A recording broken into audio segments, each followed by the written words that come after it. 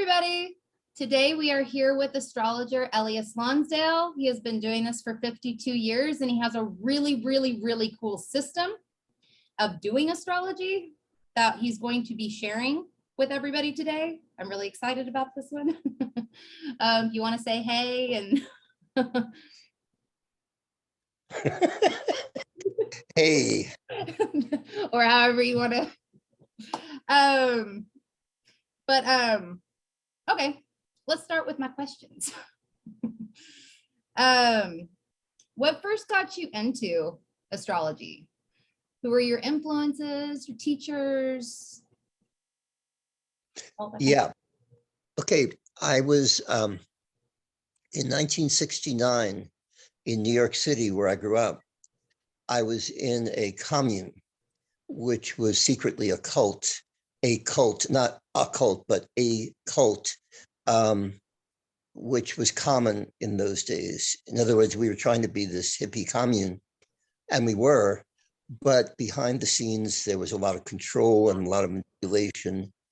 And part of it was that by the time I left, everybody was getting thrown out and getting, well, blasted, you could say. And I was blasted too, but I understood what was going on and I knew how to get out of there without being really blasted. And so when I left the cult at the end of 69, I was in a very unusual state where I was sort of half enlightened and half crazy.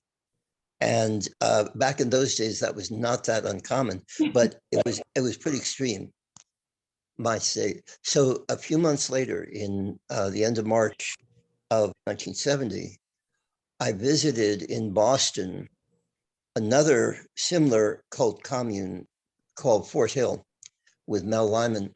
I won't tell the story about them. And I just found myself hammering nails alongside a bunch of other guys. And that was their sort of cult commune practice to get themselves high. They weren't taking, they weren't smoking dope or doing any of those kind of things. They were actually doing it through work. That was just their thing.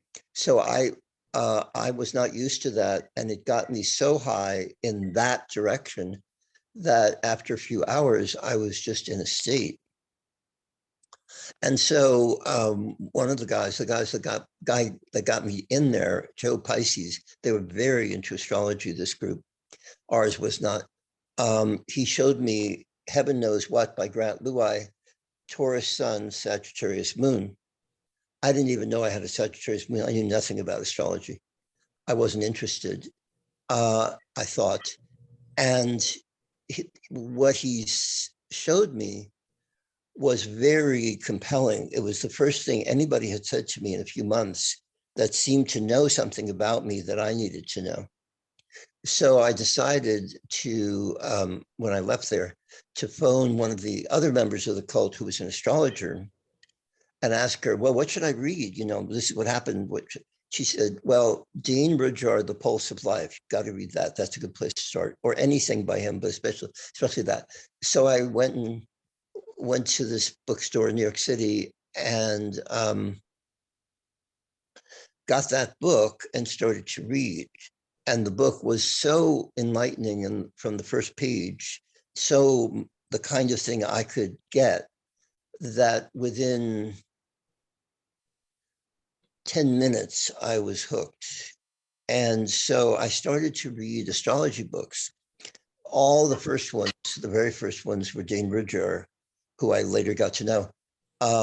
And then it soon turned into Mark Edmund Jones, who was his teacher and who was tremendous. And both of them together got me into it. And then I just read everything there was in the world, from Linda Goodman's Sun Signs to esoteric stuff, anything, everything. I gobbled up astrology. And then I just became this wild 1970s character who used astrology to awaken, to share, to trip out, to enjoy myself, but most of all, to begin to wake up, to begin to get at what's going on around here. And eventually, a few years later, I got into Rudolf Steiner, who was a good antidote to the kind of fanatical wild side of my nature, which was a little too far out there, Mount Shasta and stuff. So I ended up getting very involved with anthroposophy, the Steiner world. And at the end of the 70s, so this is all during the 1970s, right? At the end of the 70s, I ended up working for 2 years with Willie Zucker, who was this man who had done all this research for 40 plus years on Steiner's version of the stars called astrosophy. So I just imbibed him completely and utterly.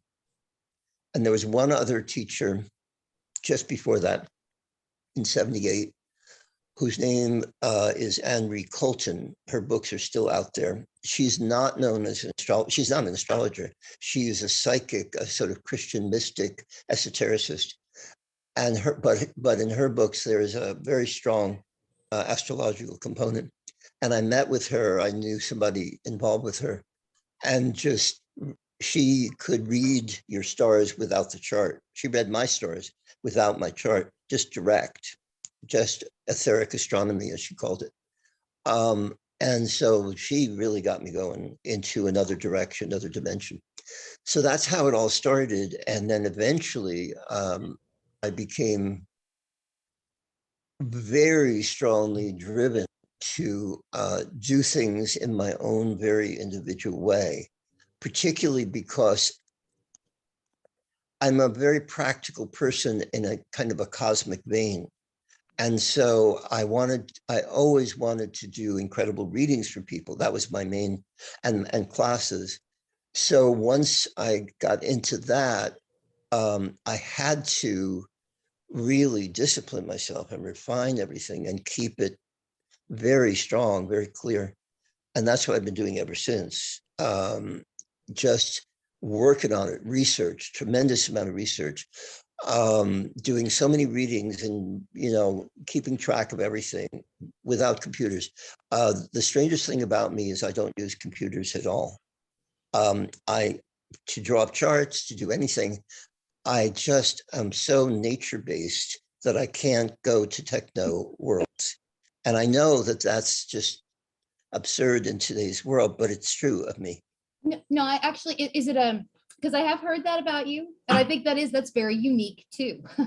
But I figure, and I could be wrong about this, I figure it's a way for you to immerse yourself in the chart. Does it also? Yes. Yeah, kind of to. Yeah, it sounds like what you do sounds kind of like what well, I mean, I don't draw them up by hand, but I do. I'll like stare at them for hours, like what kind of. Yeah, it's kind of it's kind of what it probably looks like as I'm doing it. But it's it's a way to immerse myself in it, and it kind of seemed to me like when I found that out about you that it's probably your own process of throwing yourself into it. Yeah, I call what I do sacred magic. Which isn't ceremonial magic. It isn't the main thing that people think of when they think of magic. It's magic kind of in a cosmic vein, in an ultimate vein. And so I'm doing shamanism. I'm doing magic with a chart. I'm concerned with alchemy, with transmutation, with basically people transforming themselves, not with just describing what they're like, but more what they're really aspiring, seeking to become. And so everything I do is in that vein. Yeah, I totally understand that, because it's like you can sit there and you can tell somebody, okay, well, you're like this because or like this because you've got this going on, this going on, this going on. But then it's like, well, what the fuck do I do with that? Yes. You know what I mean? Like Yeah. a client sitting there is, what the fuck do I do with this? So yeah, it's always good to be able to help them to, if they want that help, to be able to transmute. And yes. Yeah, people always asked me how. That was the question that my Virgo rising was always like, oh, they really want to know how. They don't just want to know all this other stuff. They want to know how to apply it in their own lives. And that became the question, my koan, you could say. Yeah, I think that's really cool too. Okay, so Star Genesis. Want to talk about that at all? The system, Yeah. and how it came to you. Okay. In 1975, in the middle of that decade where I was doing all those things I was describing, in 1975, in the fall, in Vermont and New Hampshire, we were expecting a child, and my life was going strangely, very strangely. And I wasn't in a high and clear place. And suddenly one night I had this dream, which didn't fit with the state I was in the moment. It was like on some whole other level. Nonetheless, I was clear enough to absolutely unite with the dream and use it as the basis for everything. The dream was I became who I once was, and this goes into past lives and such, in Atlantis, way back. I was this star wizard or star master. I was old and dressed in these robes, and I was in a I call it the golden throne room dream, because everything was golden light and golden gilding, everything was gold. And I had this a golden robe, and the ruler of the whole thing, this young man, had asked me to come in and help him because there were two women who were both twins of each other, and they were sort of identical, but one of them was the right one for him and the other one was an imposter. And I had to determine it because they didn't look or act different at all, so he couldn't tell. So I pulled out of my robe, this deep pocket, this, I'll never be able to describe what it is, but the analogy is in the famous books and movies by Pullman, where he has this chronometer, this time thing. What do you call that first one? Can't think of it at this moment. Anyway, everybody has seen those. And it's this thing where you have this time piece that shows you what you need to see. And yeah, I'll think of the name. And so I essentially had this timepiece. I put it in front of each of these two women, and it gave me this etheric formative forces, to use Steiner language, these etheric color wheel dynamics for each of these two women, like what their life energies were really like underneath the surface. One of them was beautiful, and the other one was distorted. I pointed that out. The distorted one started to scream, and they had to lead her off because she had been found out. And the other one became his wife. And that was the basic story in the dream. That's really cool. Let me ask, as far as the color, as far as what it saw, these like timepieces, I'm kind of picturing something like a pocket watch, but not quite like that. It's a large pocket watch, and it's very alive. It's incredibly alive, and it's kind of celestial what I call celestial intelligence, showing itself in the wheel. And so it, like when it saw these, when they were put up against these two women, what color came up for what color? I'm just curious. What color came up? No, it's not quite like that. The color pattern was for the woman who was harmonious. The color pattern was very vibrant and balanced. Okay. And mobile and fluent. And the color pattern for the other woman, all the colors were distorted, and there was no balance and there was no integration. It's like she was going off the deep end into some space that in Atlantis, we hadn't even gone to those spaces yet. So this was like an aberration, really. Okay. I think I can kind of, I mean, it's probably not exactly what you're talking about, but I think I could picture like one being kind of more disjointed and kind of, yeah. I was just curious kind of what that.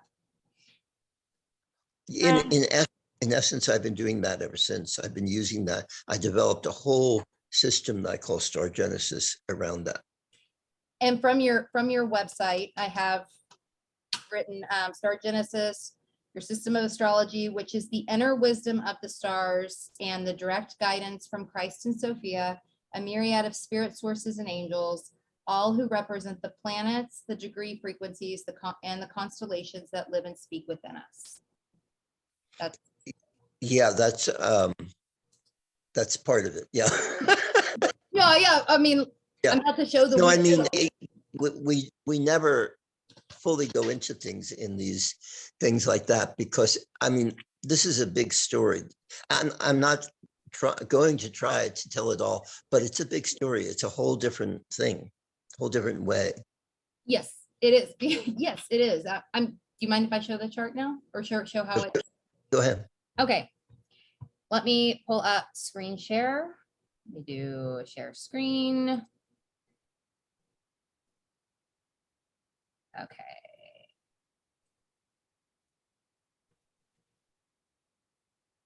Okay. Can you see it okay? Can I? Yes. Yep. I just want to make sure it's big enough. Yeah, it's a little fuzzy, but yeah, I can see it. Let me see if I can make it bigger. Is that better? Yeah. Okay. Yeah, like that. Okay. Yeah. Okay. So where do you want to, there's so much, I mean, like I could stare at this for quite a while because there's so much to take in. Let me see, okay. I noticed that there's like degree frequencies, right? Mm-hmm. Can you talk a little bit about those? Yeah. The one aspect of astrology that I always felt most drawn to and most engaged with was the degrees of the zodiac. Mm-hmm. And there were these symbolic images. The main ones for the first 14 years, 15 years, were the Sabian symbols, which are the ones best known, mm-hmm. that came through to Jones and a woman working with him in the 1920s. And by the 70s, they were fully out there in the world. And I got into those quite a bit all throughout from 70 to 84, 85. And then John Stambach, a friend of mine in Kansas City, I think you met with him or worked with him. He came out with a book on the Chandra symbols in the mid 1980s, and I started to work with those right away. And much of my work has been with those, but I've also worked with the Sabian symbols and other sets.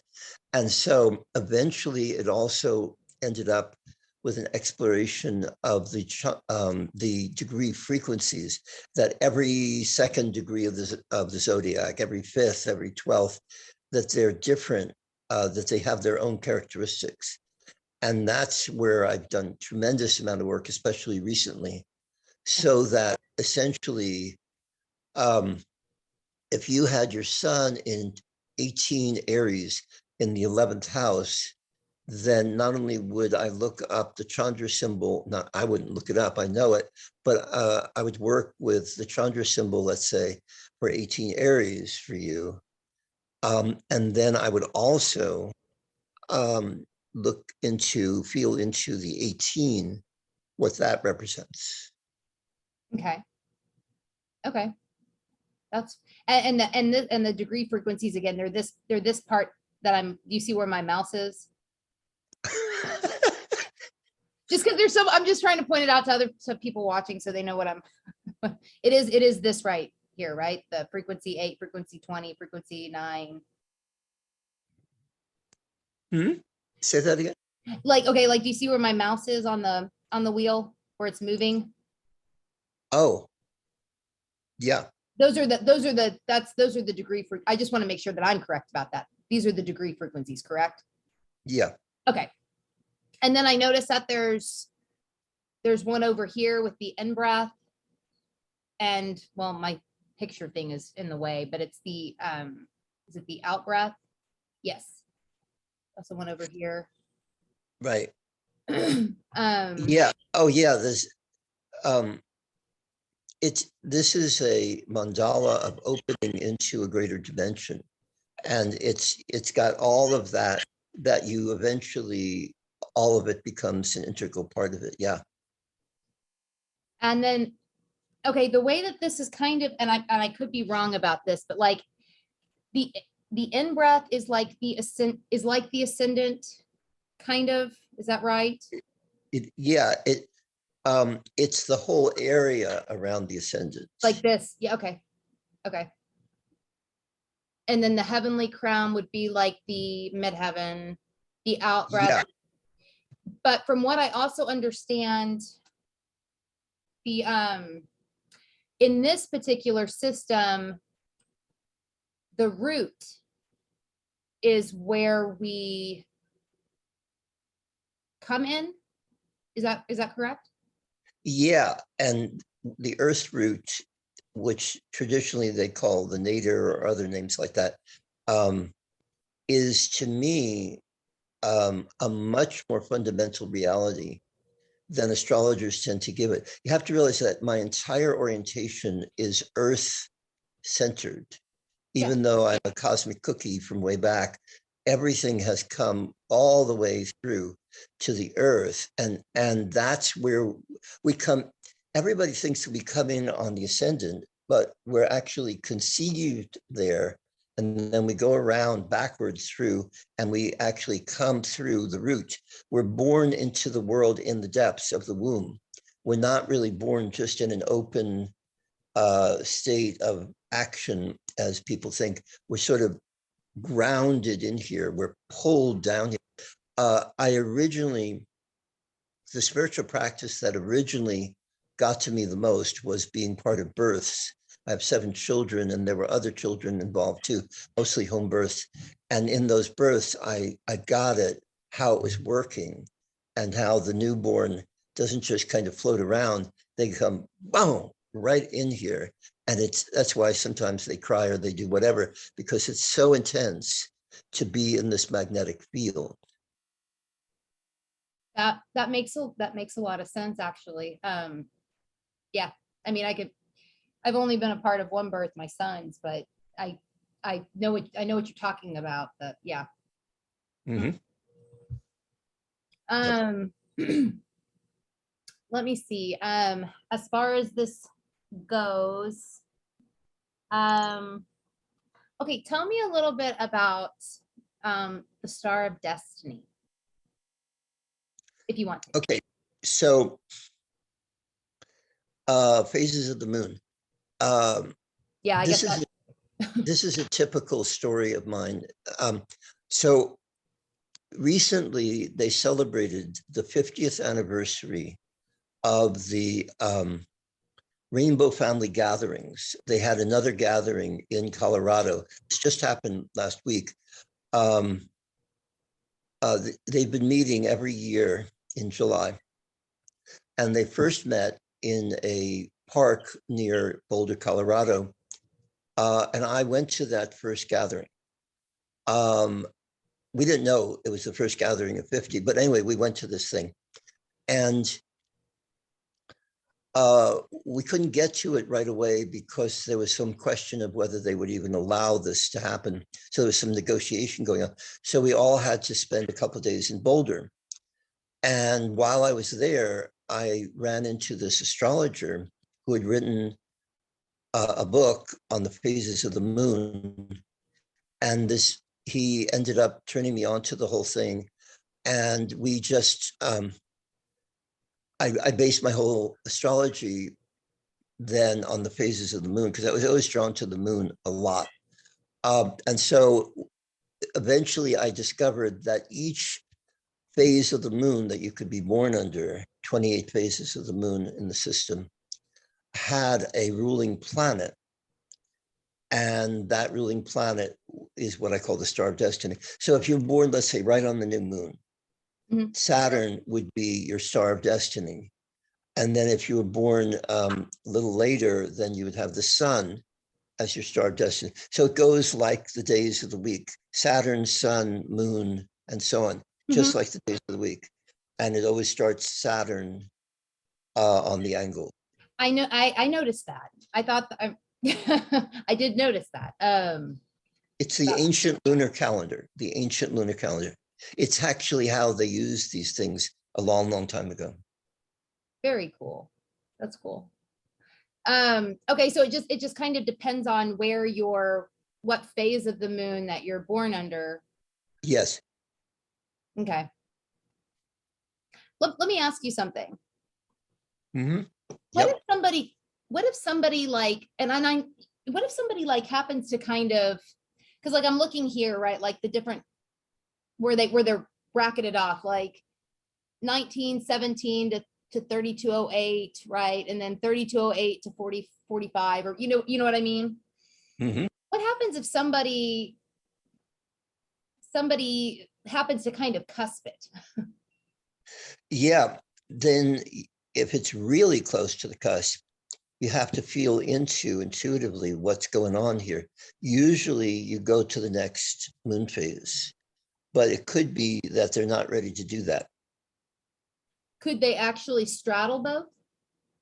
Yeah, but cusp, there's no such thing as a real cusp. So what it amounts to is that they are in this is fancy language, they're in this communion between these two dynamics, and they're right at the point where they're blending the two. Okay, let me ask you this: would you say, here, I'm going to stop sharing this for just a second, so just kind of differentiate what people are looking at. Would you say that if somebody does happen to kind of border, both, kind of straddling both, if you will, does that make, and this is probably a hard question to answer, but does it make the incarnation that they're in currently perhaps more pivotal or more intense, or you know what I'm trying to? Yeah, it means that they really are working to bring something out of the past into the future, and the now becomes this charged field of moving between everything that's been before and everything that's coming into being. Okay, that makes sense. That makes sense. Can I ask what your star of destiny is? Mars, very much so. Is it? Phase 18, yeah. Although, I should point something out. In recent years, we changed the system. Oh, okay. Because we discovered that there were two planets as star of destiny in some of the moon phases. So if you have the sun or Venus or Jupiter, those are singular. They don't have another planet with them. But Mars and Mercury and Moon and Mars and Mercury and the Moon. Yeah, Mars and Mercury and the Moon. Saturn's also on that. So the three that aren't just themselves is Mars, Mercury, Moon. So Mars combines with Neptune, and Mercury combines with Uranus, and the Moon combines with Pluto. So if in my phase, I'm Mars and Neptune. And as soon as I fully realized that I'm Mars and Neptune, not just Mars, that's when everything fit together and made sense. What about phase 4, Mars? What would That's that also Mars and Neptune. Mars and Neptune. Okay. Yeah. And so Mars propels you, but Neptune gives you the context, the total context. Okay. That's very cool. Okay. I'm pretty sure I'm phase 4. So that's why I ask. Let me see. I'm looking at my notes to make sure I'm not forgetting anything. What can tapping into what would you say, like tapping into the Star of Destiny versus not tapping into the Star of Destiny? Like, what would be lacking for someone that, say, chose to not tap into it for whatever reason?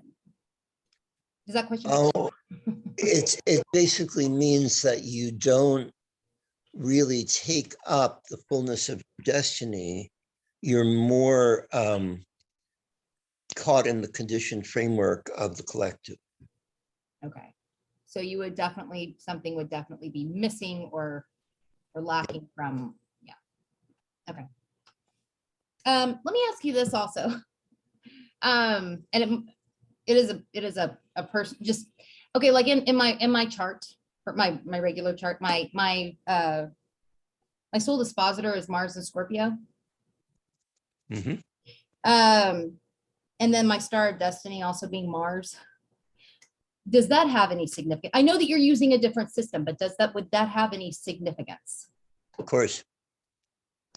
When you have a dominant Mars, like two different major things in it, which is what you're talking about, it's completely different. I call that Mars to the third power. Mars to the second power is Mars being strong, being a key planet. Mars to the third power is having two different things going on. Because Mars to the first power is any Mars, right? It's just Mars. So you have Mars to the third power. The language doesn't matter. I'm just mentioning it. Yeah. And what it boils down to is that you exist to assert and realize and make happen something that changes you and your world, rather than just to hang around and do whatever everybody's doing. It's like for example, my youngest child has Mars and Scorpio strong.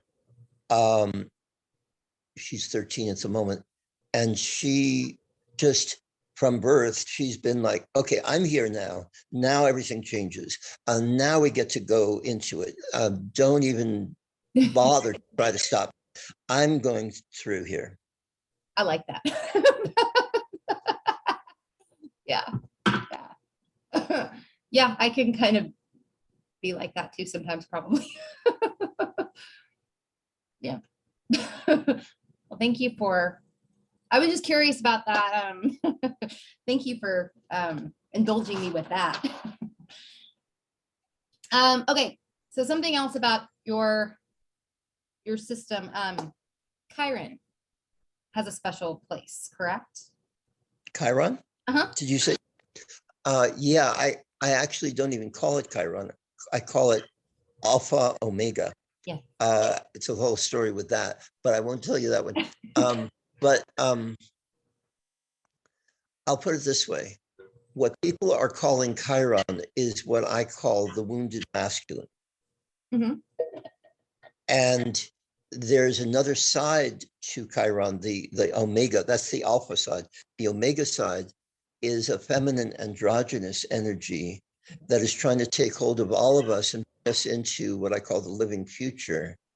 And the wounded masculine, the centaur energy, the way it's working, is kind of hung up on the past and trying to perpetuate the violence that we all remember so well and that we've come out of. And so this feminine androgynous energy just is trying to propel us into a whole other state. And that particular planetary body carries this charge of those two. Okay. As far as the I know that you're saying it's more like androgynous. Do you work with Chiriclo at all? With what? With Chiriclo? Chiron's partner. Oh, my partner, Sharuna, of the last 25 years, she works with that and with all those. And she's introducing me to it. And my strangely Taurian reluctance is always to take on yet further things like that, because I'm always saying, I want to keep it simple. I want to keep it basic, but I'm losing out, of course, because nothing is so simple and basic anymore. So it's a losing cause. But yeah, the planets beyond are definitely very involved. There's a whole bunch of them, and I don't fully get it yet. I know I've over the past, I'd say about year now, I've started working with Triclo myself, and I really like her, like really, really like her. And I do feel like she can be something, she can kind of help Chiron and with his shit. Yeah. Yeah. Let me pull up the chart one more time because I'm going to ask about, I noticed that there were asteroids. Yes. Let me pull it up one more time.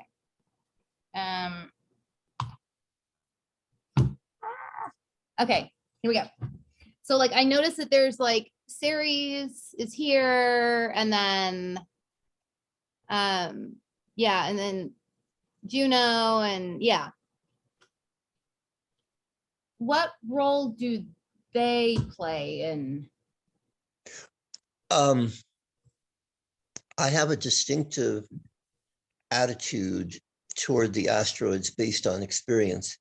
I see them as shadow material, as what I call semblance mind. They're the aspect of the feminine that has gotten kind of undone. And each of the asteroids, I only work with the 4 main asteroids. I could go crazy trying to do hundreds of asteroids. So it's just the original ones that a lot of people do: Pallas, Ceres, Juno, Vesta.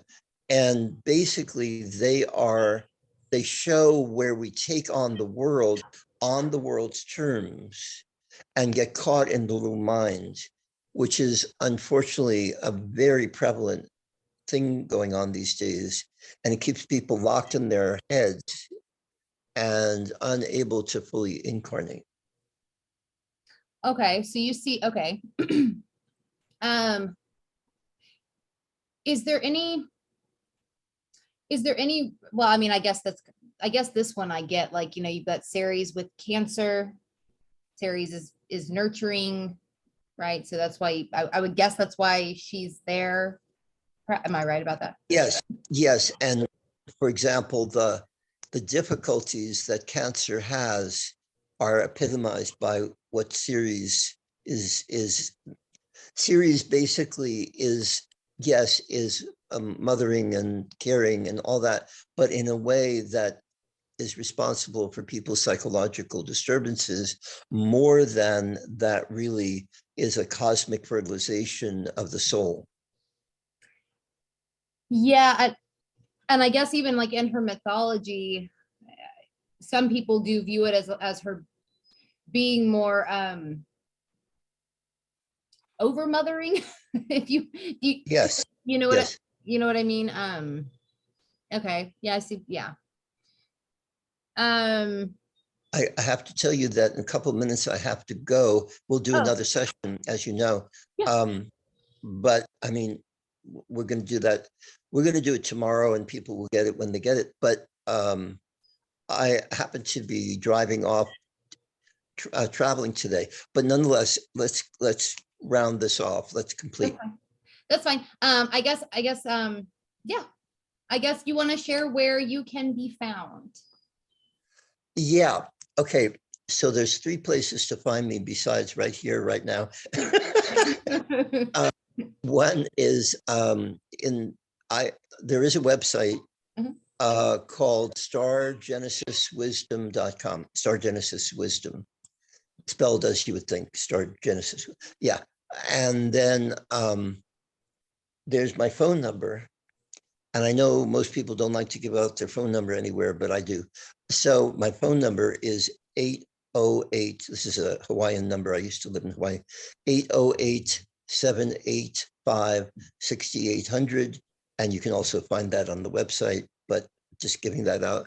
I am doing this special with readings. I'm not going to advertise because I'm not a big advertiser, but I'll just mention that. And the third place to find me is through my books, in essence. I put out a lot of books, and the one that's recent is with a different publisher. It's with Inner Traditions, which is a very large publisher in Vermont. And that one came out last year, and that one's called 360 Degrees of Your Star Destiny. That's about the degrees of the zodiac. And that's the one that's really pivotal for people. But there's also Inside Planets and Inside Degrees, which is an earlier book on the degrees, and also a book called Inside Star Vision.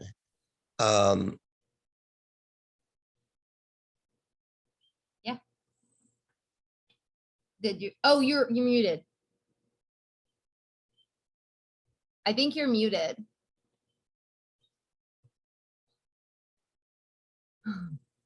Uh-oh.